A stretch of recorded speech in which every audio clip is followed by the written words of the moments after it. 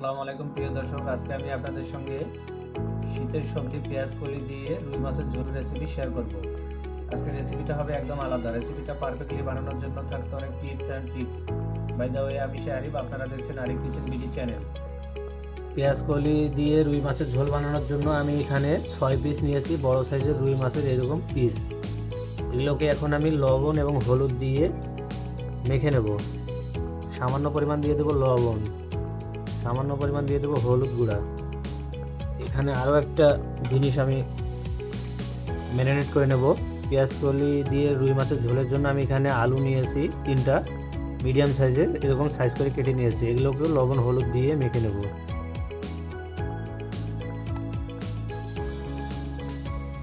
সামান্য পরিমাণ দিয়েছি হলুদ গুঁড়া, সামান্য পরিমাণ দিয়ে দেবো লবণ। এগুলোকে এখন আমি হাত দিয়ে ভালোভাবে মেখে নেব।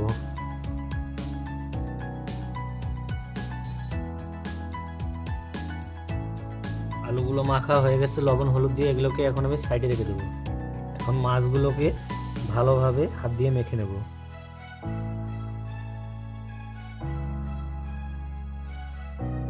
মাছগুলো ভালোভাবে মাখা হয়ে গেছে। এখন আমি চুলার উপরে কড়াই বসিয়ে দেব মাছ এবং আলুগুলোকে ভেজে নেওয়ার জন্য। পেঁয়াজ কলি দিয়ে রুই মাছের ঝোলের রেসিপিটা আমি সরিষার তেলে করে নেব। এখন আমি কড়াইয়ের মধ্যে দিয়ে দেবো পরিমাণ মতো সরিষার তেল। এখন কড়াইয়ের মধ্যে দিয়ে দেবো সামান্য পরিমাণ লবণ। লবণ দিলে তাহলে মাছগুলো কড়াইয়ের মধ্যে লেগে যাবে না। তেলগুলো যদি ছেটকা ছেটকি না করে এজন্য সামান্য পরিমাণ দিয়ে দেবো হলুদ গুঁড়া।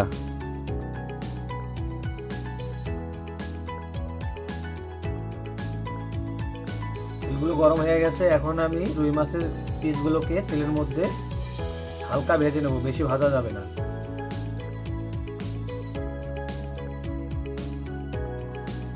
মাছগুলো হালকা ভাজা হয়ে গেছে। মাছগুলোকে এখন আমি একটা প্লেটের মধ্যে তুলে নেব।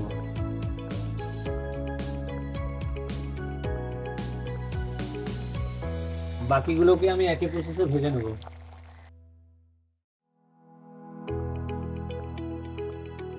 বাকি মাছের পিসগুলো আমার ভাজা হয়ে গেছে, এগুলোকে এখন আমি প্লেটের মধ্যে তুলে নেব।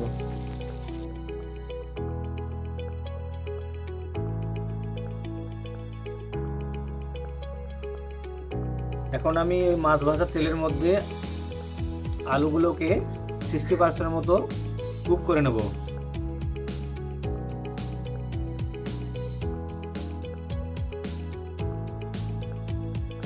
আলুগুলো 60% মতো কুক হয়ে গেছে। এগুলোকে এখন আমি তুলে নেব একটা প্লেটের মধ্যে।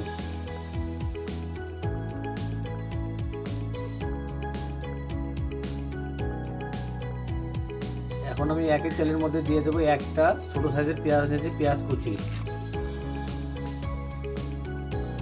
এখানে আমি একটা পেঁয়াজ কুচি ব্যবহার করলাম। এখানে আমি আরো অ্যাড করব পেঁয়াজের পেস্ট, এই জন্য আমি একটা পেঁয়াজের কুচি এখানে ব্যবহার করলাম। এখন দিয়ে দেবো 1 চামচ পরিমাণ রসুন বাটা, হাফ চামচ পরিমাণ দিয়ে দেবো আদা বাটা।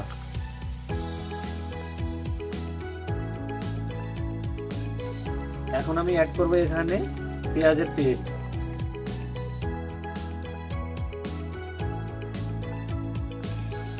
এখন আমি এখানে দিয়ে দেবো কাঁচা মরিচের পেস্ট 3 চামচ পরিমাণ।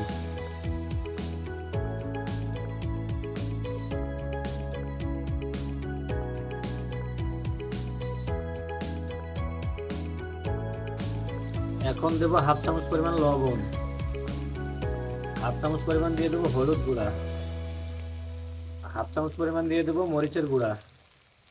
এরপর জিরার গুঁড়া দিয়ে দেবো 1 চামচ পরিমাণ, 1 চামচ পরিমাণ দিয়ে দেবো ধনিয়া গুঁড়া, সামান্য পরিমাণ দিয়ে দেবো পানি।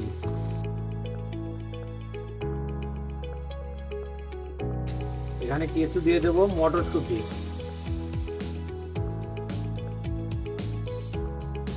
পেঁয়াজ কলি দিয়ে রুই মাছের ঝোল রেসিপি বানানোর জন্য আমি আগে কিছু পেঁয়াজ কলি কেটে ভালোভাবে ধুয়ে পরিষ্কার করে নিয়েছি।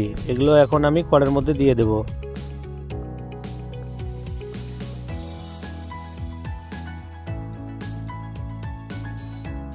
আবার একটু পানি দিয়ে দেবো।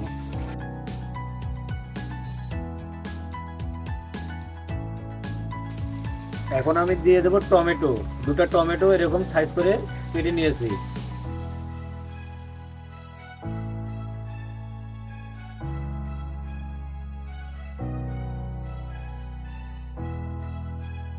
এখন আমি এখানে দিয়ে দেবো ভেজে রাখা আলুগুলো।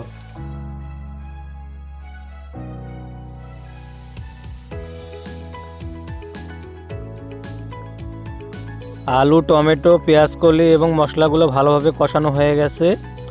এগুলোর মধ্যে এখন আমি সামান্য পরিমাণ দিয়ে দেব পানি।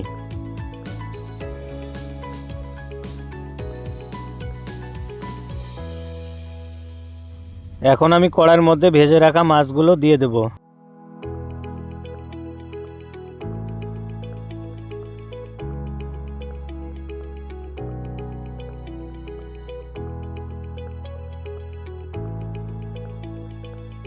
এখন আমি সিদ্ধ হওয়ার জন্য এগুলোকে ঢাকনা দিয়ে ঢেকে দেব।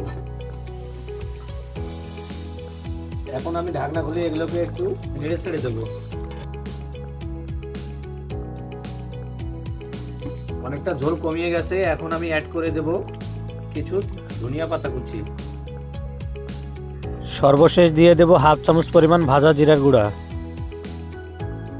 পেঁয়াজ কলি দিয়ে রুই মাছের রেসিপিটা আমার রান্না হয়ে গেছে। এগুলোকে এখন আমি প্লেটের মধ্যে তুলে নেব।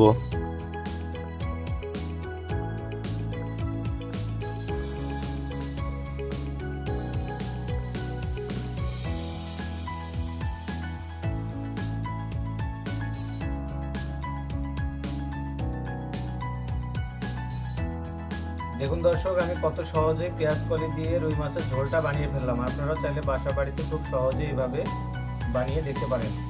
বন্ধুরা, ভিডিওটি কেমন হয়েছে অবশ্যই কমেন্ট বক্সে জানাবেন। আপনাদের সঙ্গে দেখা হচ্ছে আমার নতুন একটা এপিসোডে। সবাই ভালো থাকবেন, সুস্থ থাকবেন। আল্লাহ হাফেজ।